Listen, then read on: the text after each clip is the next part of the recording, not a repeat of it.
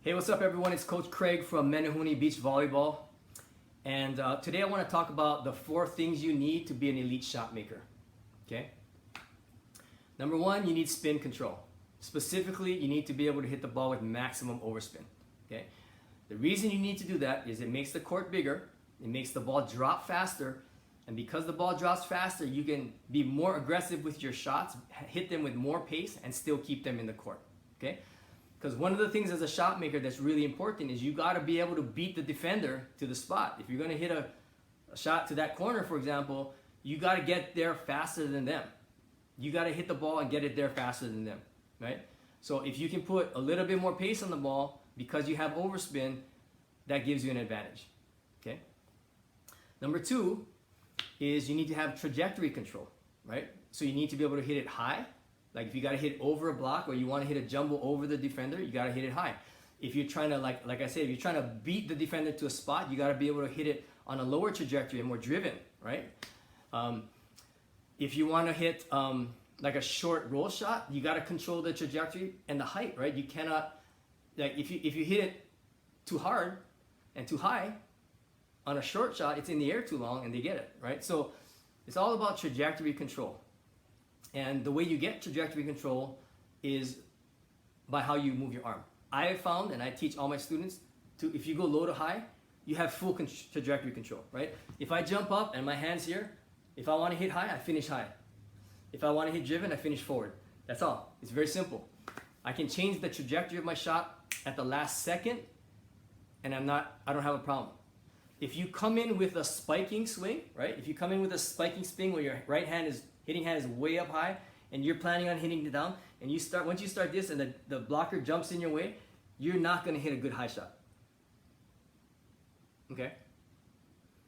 So in my opinion, if you always swing low to high and you learn to hit low to high, you're way better off because you can hit all the shots and you can pound it low to high. Okay? So that gives you trajectory control. The third thing is you need distance control. And obviously, this is the most important, right? Like, if you're trying to hit it to the back line, you got to hit it within 2 feet of the back line. If you're trying to hit it short, you got to hit it and it got to land within 3 feet of the net, okay? If you try to hit it to the back line and it's 3 feet short, it's a free ball. If you try to hit a short roll shot or a short dink and it's 3 feet too far, it's a free ball, okay? So if you don't have good distance control, you're basically going to hit free balls to your opponent all day long. And that's never going to end well, okay? So the thing about distance control is it's based on feel, right?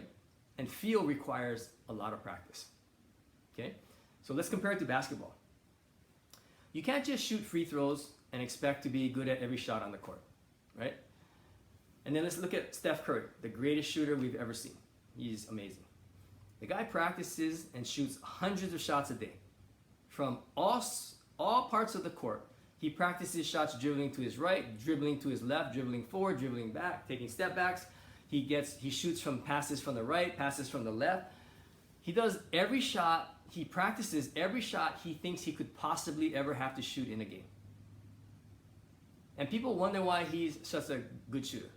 He practices shooting more than anybody on the planet. I have no doubt that the guy has taken more practice shots by far than anyone on the planet. So when anybody says, like, why is Steph Curry such a great shooter? Guess what? He earns it. He practices it. He's obsessed with shooting. Okay? Now, let's see what that would look like if you played beach volleyball, right? And you were that obsessed with shot making, right? So in beach volleyball, first of all, you don't control the sets, right? Second of all, the ball's moving in the air from the wind. And thirdly, you're playing on sand, right? So sand is not stable. So you can push off, so you never know how high you're gonna jump. You push off, sometimes you slip, sometimes you get grip. I mean, it's very unpredictable surface, a very unpredictable surface. But you still gotta hit good shots, okay? And the thing is, like, you gotta practice shots from the right side, shots from the left side, shots from the middle. You gotta practice with sets inside of you, sets outside of you. You got to practice on the net. You got to practice off the net, right? Because if you look at it, the players that are most successful in this game don't need perfect sets to side out. the players who can take a mediocre set and attack the ball and hit a good shot with that kind of a mediocre set are the ones that tend to win more or have better offensive efficiency, right? So again, distance control is huge. Like when you're going to hit back line, when you practice hitting deep, you got to hit it within 2 feet of the back line. If you're going to hit short, it has to land within 3 feet of the net. Okay? Anything other than that is kind of a free ball. Okay?